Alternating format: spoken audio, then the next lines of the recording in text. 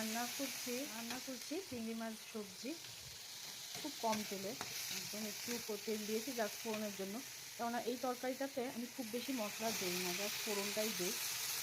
চিংড়ি মাছের যে স্বাদ রয়েছে, আর হালকা একটু পেঁয়াজ কুচিয়ে দিই, নুন হলুদ মজে আসলে শাকগুলো দিয়ে দেবো। শাকগুলো একটু পরে দেবো, এটা ভাজা ভাজা হয়ে ঝরলে তাহলে কী হয়, শাকের যে সবুজ ভাবটা সেটা থাকে। আর করবো চিংড়ি মাছটা সব কিছু মিলিয়ে একটা মিক্স পোলাও টাইপের করবো। আজকে সকালে এটাই করছি।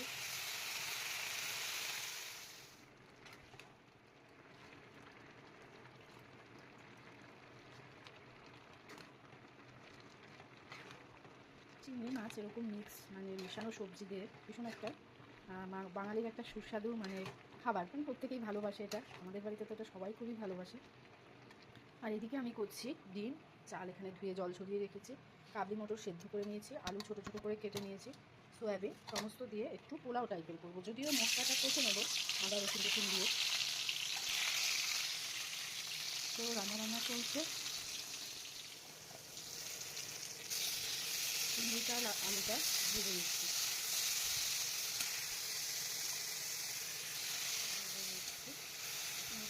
বাকিটা এগুলো আর ভাজবো না, সব কষিয়ে নেব।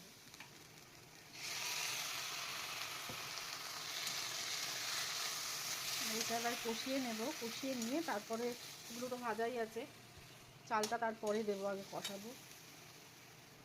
দেখে আমার চিংড়ি মাছটাও হয়ে গেছে।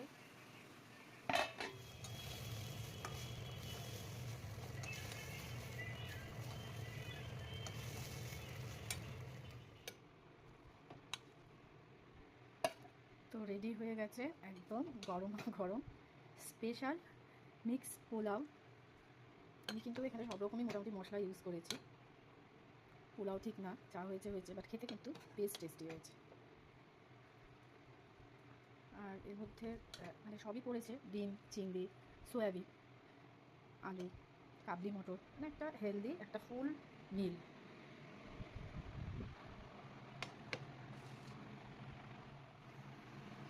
এর সাথে অবশ্য কিছু লাগবেও না, সব কিছুই রয়েছে।